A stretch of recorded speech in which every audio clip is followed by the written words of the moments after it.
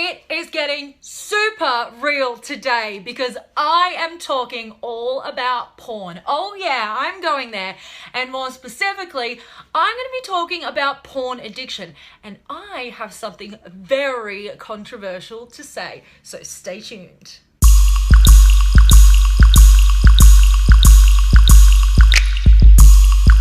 Welcome back to my channel. If you're new here, my name's Nadia, and every week I bring you real sex talk aimed at breaking down the shame and stigma that we have around sex. And today, I'm going to assume you landed on this video because you feel that you have a porn addiction, or because you're wondering if maybe you have a problem with porn. Well, I'm about to shatter everything that you think you know about porn because I have something very, very controversial to say. You ready? All right, here it goes. Let's do it on the next slide. Porn addiction isn't real. Just let me repeat that one more time. Porn addiction is not real. I want you to keep watching because I've got 3 really hard-hitting facts to tell you that are going to change your mind when it comes to the topic of porn addiction.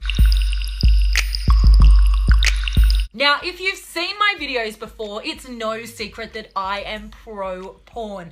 I love a bit of good porn to get me in the mood, and I think it's a great discussion tool for you and your partner to watch together, to learn what each other is into, and to get new ideas. But I also have so many followers and subscribers and readers of my sex columns come to me really conflicted over their love of porn, telling me that they're worried that they might have an actual problem with it or an addiction.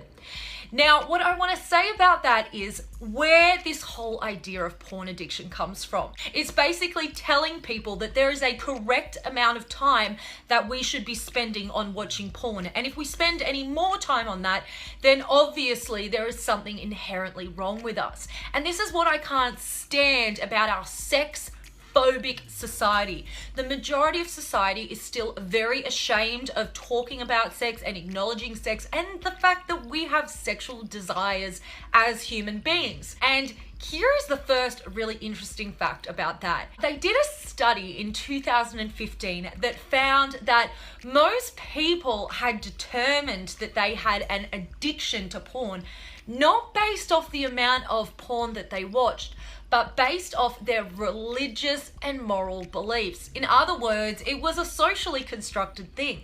But here's the more interesting thing about that.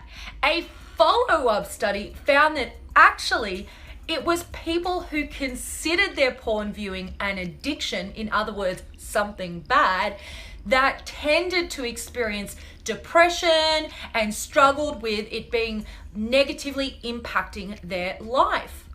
On the other side, people who were watching just as much, if not more porn, but didn't see it as being a problem, actually did not incur any negative life impact or depression as a result of it.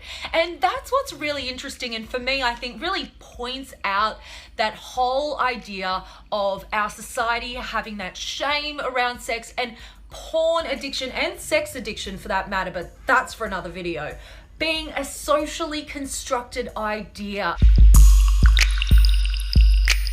One of my favorite sexologists, Dr. Chris Donahue, recently wrote a column about the idea of porn addiction and why it's so flawed.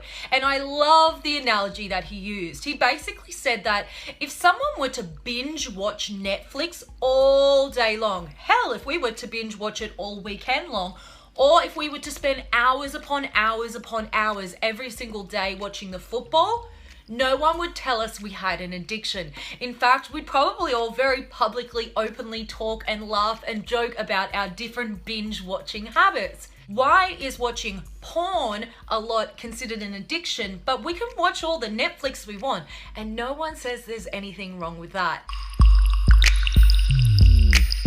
We have this ridiculous idea that watching porn is something that encourages sexual violence and it encourages disrespect to women. Not just as a woman, but as someone who does my research, I can actually tell you that the countries that have the most open-minded and liberal attitudes towards pornography consumption actually have the lowest rates of sexual violence and the lowest rates of unwanted pregnancy. And that's because when we tell people that something is bad and that they need to repress it and stifle it, all it does is pushes us to express it even more in even more profound and potentially damaging ways.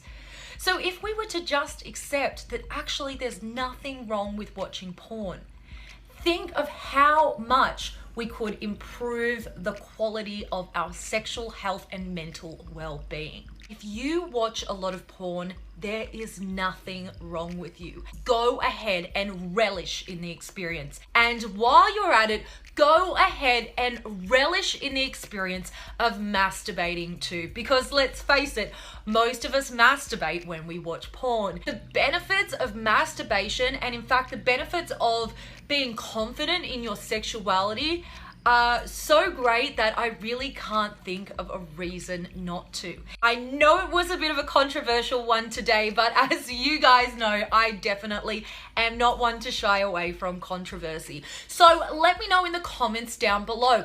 Do you completely disagree with what I said today, or do you agree? What's your opinion on porn? And if you're brave enough to share it here, which I would love you to, tell me, what is your porn consumption?